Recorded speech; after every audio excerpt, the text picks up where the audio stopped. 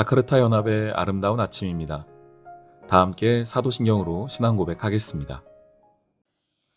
전능하사 천지를 만드신 하나님 아버지를 내가 믿사오며 그 외아들 우리 주 예수 그리스도를 믿사오니 이는 성령으로 잉태하사 동정녀 마리아에게 나시고 본디오 빌라도에게 고난을 받으사 십자가에 못 박혀 죽으시고 장사한 지 사흘 만에 죽은 자 가운데서 다시 살아나시며 하늘에 오르사 전능하신 하나님 우편에 앉아 계시다가 저리로서 산자와 죽은 자를 심판하러 오시리라.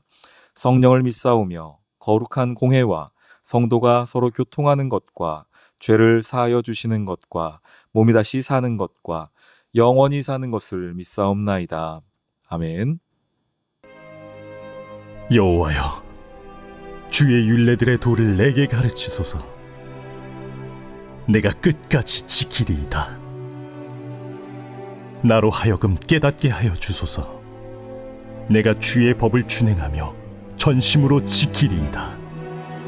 나로 하여금 주의 계명들의 길로 행하게 하소서. 내가 이를 즐거워함이니이다. 내 마음을 주의 증거들에게 향하게 하시고 탐욕으로 향하지 말게 하소서. 내 눈을 돌이켜 허탄한 것을 보지 말게 하시고 주의 길에서 나를 살아나게 하소서.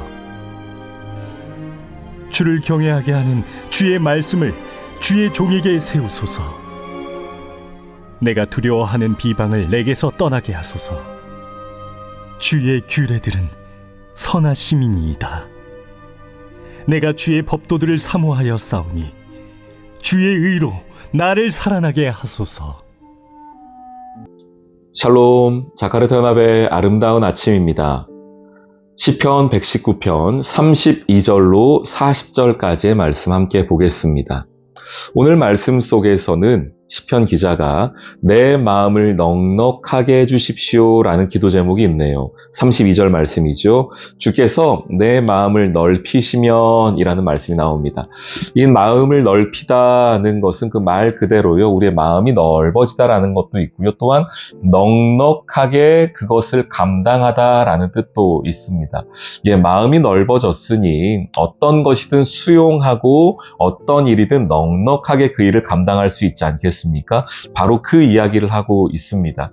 하나님께서 주시는 하나님의 자녀들의, 하나님의 백성들이 누리는 큰 복 중에 하나가 저는 바로 이 복이라 믿습니다. 마음이 넉넉해지는 복이죠. 그래서 어떨 때에는 우리의 마음에 상처도 있고 또 어떨 때에는 우리 마음이 막 세상 말로 뒤집어질 때도 있지 않습니까? 그런데 하나님 앞에 간구하고 누리는 오늘 이 말씀의 복을 보니 내 마음을 넉넉하게 해주십시오. 그리고 주님 그렇게 살아가게 해주십시오라는 이야기가 나오고 있습니다. 여러분의 삶에 이 복이 함께하길 원합니다. 내 마음을 넉넉하게 해주시는 복, 넓혀주시는 복이죠. 우리 삶의 자리 가운데 이렇게 살아가셨던 분이 누가 있습니까? 예, 예수님이시죠. 예수님께서는 이 땅의 모든 사람들을 다 품을 수 있는 넉넉하고 넓은 마음을 가지고 계셨습니다. 그 안에는 자신을 죽이려고 했던 사람들까지도 포함되어 있었습니다. 얼마나 그 품이 넓은지, 얼마나 넉넉한 마음이었는지 감히 우리는 상상도 하기 힘들 정도입니다. 우리가 하나님을 닮아가고 하나님의 백성으로 살아간다는 것은 예수님 수준까지는 아니더라도 하나님께서 허락하여 주신 예수님을 닮아가고자 하는 삶의 발버둥은 있어야 하지 않겠습니까? 많은 것들을 우리가 닮아가야 하는데 오늘은 우리가 이 기도 제목을 가지고 주님께 나아갔으면 좋겠습니다. 주님, 저 주님 닮아가고 싶은데 다른 것보다도 제 마음이 넓어지고 넉넉해지는, 그래서 예수님을 조금이라도 닮아가는 은혜를 주십시오. 이렇게 함께 기도하며 이 하루를 시작하길 원합니다. 넉넉한 마음, 넓은 마음으로 오늘 이 하루 승리하시길 주님의 이름으로 축원합니다. 아멘. 오늘의 기도. 주님, 제 마음이 더욱 넉넉해지고 넓어지길 원합니다. 온 세상을 다 담으셨던 예수님의 마음을 닮아가게 하시어 입술과 말뿐이 아닌 삶의 모습으로도 주님을 따르는 주의 백성, 주의 자녀가 되게 해주세요. 예수님의 이름으로 기도합니다. 아멘.